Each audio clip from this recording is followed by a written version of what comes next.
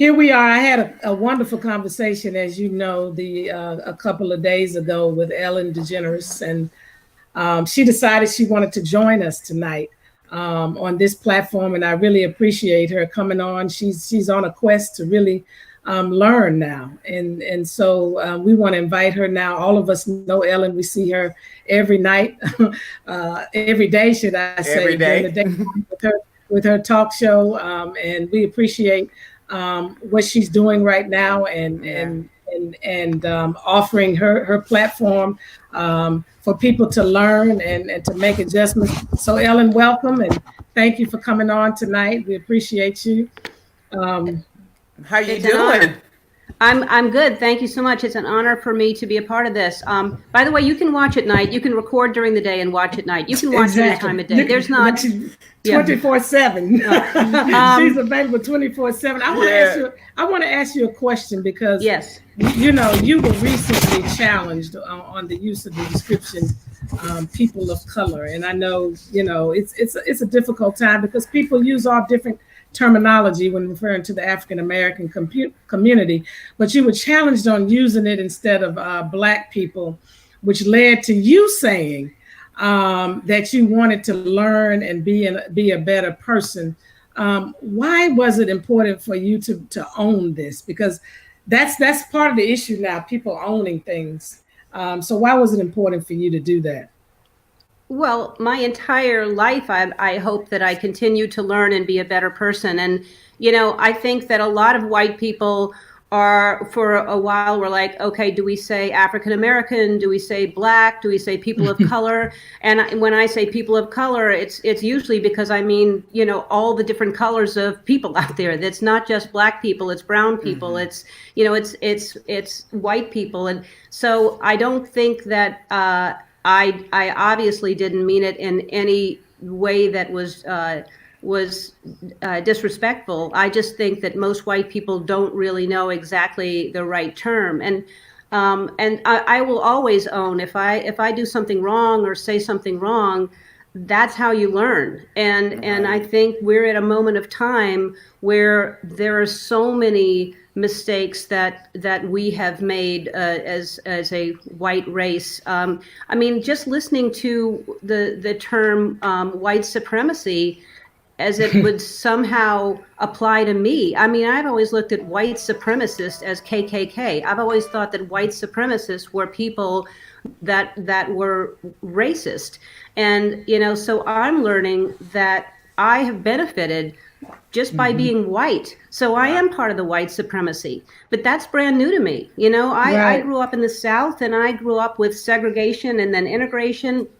You know, I grew up as a gay person trying to, you know, fight discrimination in my own way. And so I've always felt I'm on the right side of history. I've always felt that I'm fighting for people that aren't heard or don't feel that they're understood.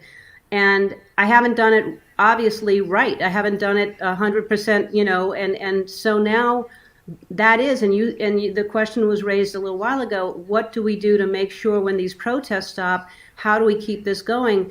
And I promise that, you know, I have 2 more years in my contract on my show, and my show is now a platform for this conversation to continue, and it won't stop. Wow. I will continue to talk about this and change.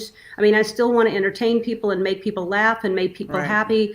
But I used to say I was a distraction. I used to say the world is a scary place. It's a bad place. I want for an hour for you to come to me and forget what's going on. Well, I don't want people to forget what's going on anymore. I want people to know that for 400 years, we have committed a horrible crime, and it is time to fight for the next. If it takes 400 years, we will not stop.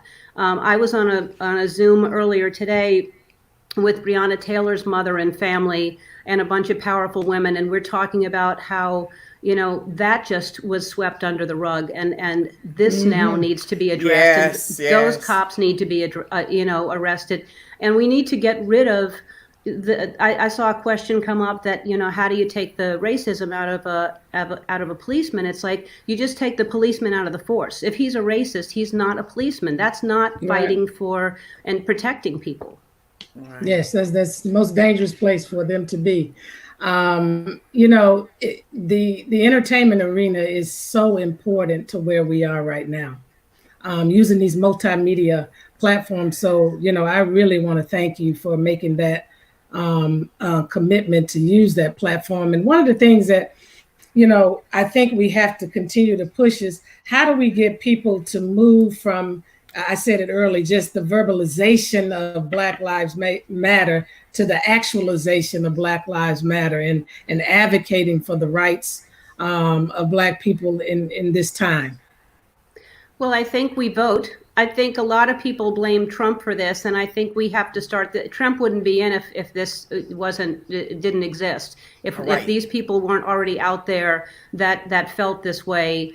So we have to start at the local levels and start putting people in a position of power that don't allow this kind of systemic racism to continue, because it starts grassroots. And then, even if we make a change, if the president changes, if we don't change all the local levels, that person can't do anything.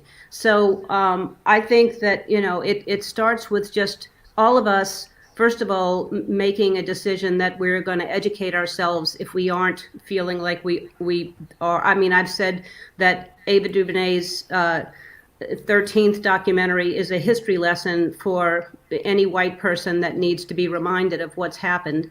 And other than that, I don't know. I think that I know what I can do, and I know that I want to give a platform when we go back on the air in September to constantly have these conversations and talk to people who don't understand Black Lives Matter, that they think that all lives matter. They need to know why that's wrong. They need to understand why it's not about all lives matter. Yes, all lives matter.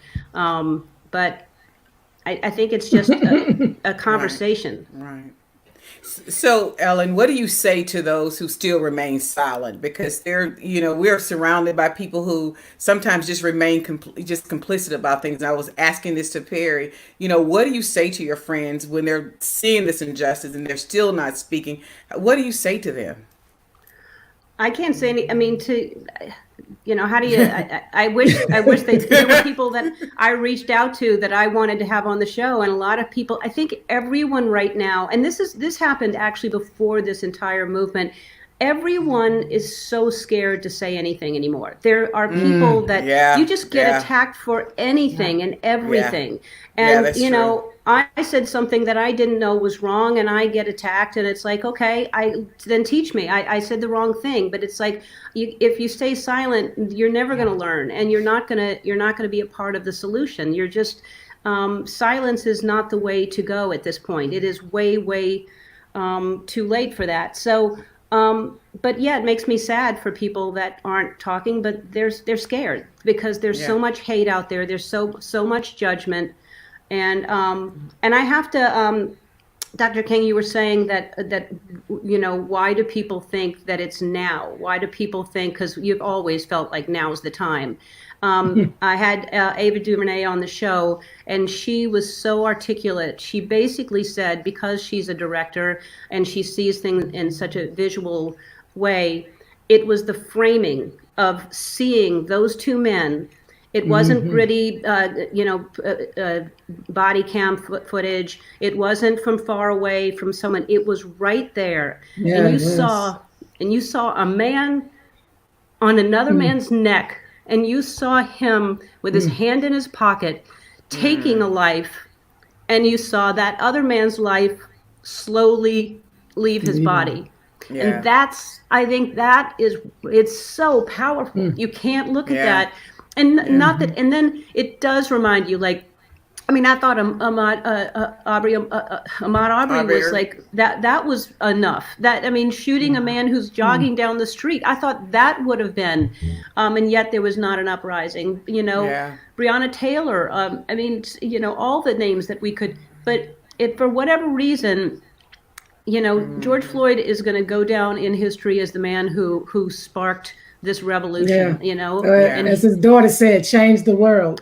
And it's interesting she used that. She didn't say change this nation, because literally all across this world Yeah. people are standing up and speaking about Black lives. Many of those in Australia dealing with Indigenous people and their rights, Yeah. and they're recognizing them. This is a worldwide moment for us to get it right. And Yeah. I'm going to say something.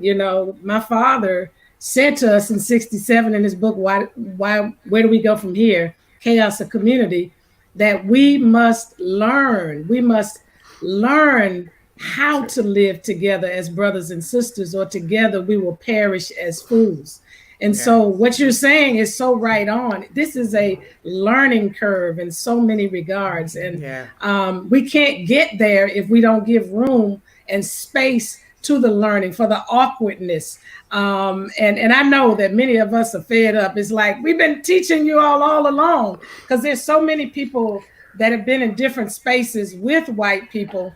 And it's like, because many of those people weren't getting it, when this other one comes along and says that, it's like exasperation. How many more do I have to teach? But at the end of the day, you're right. We've got to learn. And people like you, which you have done, have said, teach me. Yeah. So I want my Black brothers and sisters to hear that. Those who are exasperated, I get it. I'm exasperated. I've been working with some white folks too, and it's like, God, why are you still analyzing this? You know, but at the end of the day, if we don't teach them, we won't get to where we're trying to get, because we need everybody to make a difference in dismantling white supremacy. People sit in different seats of influence and authority, in spaces, and we need everybody in this struggle to fight the thing that is destroying us as a nation. Original sin of racism, as most people say, our true pandemic right now of racism, has to be dealt once and for all, a final blow. Yes. Yeah. So Yes. I agree. And I just have to say about that, about learning and teaching. I mean, it must be exhausting. And so I want to learn. I don't want to keep learning over. I mean, but I guess I hope to the rest of my life, but I want to learn how to be a leader. I want you to help me, on my show, help other people. And, and also, because I have heard a lot of Black people say people of color. So I thought that is the Right. phrase. So when I Right. hear a Black person say people of color, I'm thinking that's the right thing to say. But, it's different, I guess, for me to say than a Black person. It's like, okay, I didn't know that. And I just was being inclusive. Yeah. So Right. you just, next time you say, "Hey, can I just ask you, what color are you talking about right now?" Yeah. Yeah. Seriously. Yeah. I mean, you have to have Black friends that you can ask the real questions to, where you have this thing that you can be brave. We keep talking about creating these safe spaces. We have to have courageous spaces right now, because I'm looking at you and the tears, and I'm just, I am so grateful for you just wanting to be open. And I told one of my colleagues, I said, it's kind of like, and you may not know anything about the mourner's bench. Do you know what a mourner's bench is, Ellen? No. Sorry. Should It's I? okay. No, that's okay. No, So, not at all. so a Teach mourner's, me. What's a mourner? yeah, What is it? yeah, so a mourner's bench in the old Baptist church, you would get on the mourner's bench and you would have to make a decision about God. And so you would get up when you were ready. And when you got up, people were happy because you were awakened. And so I was saying to one of my friends, I said, Or Benita, wait a minute. Or Oh, Benita, yeah. you have to Oh, stay yeah. until you awaken. yeah, if you got up and said something dumb, they'll make you sit back down and say, "Oh, you're not ready." So All right.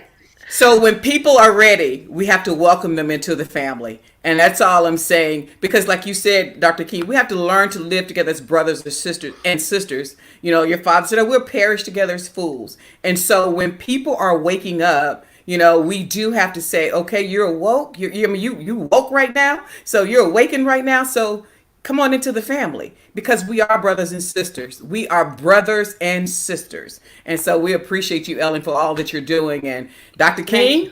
And the next stage in the awakening is, what do I need to do to create justice and equity in this society, Yeah. for Black people? Because when you look across the gamut. We're still the last. You know, Yeah. we're the last. Yeah. And that's problematic, and that has to change in America. We need to support, and I posted something on EllenTube on my website. If you go to my website, books people can read, ways for people to educate themselves. So that's one thing that we can do, and then I am here, and I am happy to continue to learn, and help me. Tell me what I can do, because I'm here. I'm ready. I'm open to any suggestion, and I support you, and I commit to that. Thank you, Ellen. We appreciate you and appreciate everything you're doing right Yeah. now with this difficult time period in our society. Yes. Thank you Have a so good much. evening. Thank you so much. Love y'all. God bless. Thank you so Love much. you. Thank you. Love you. too, Love Ellen. you too. Love you too. All right. Bye. Bye bye.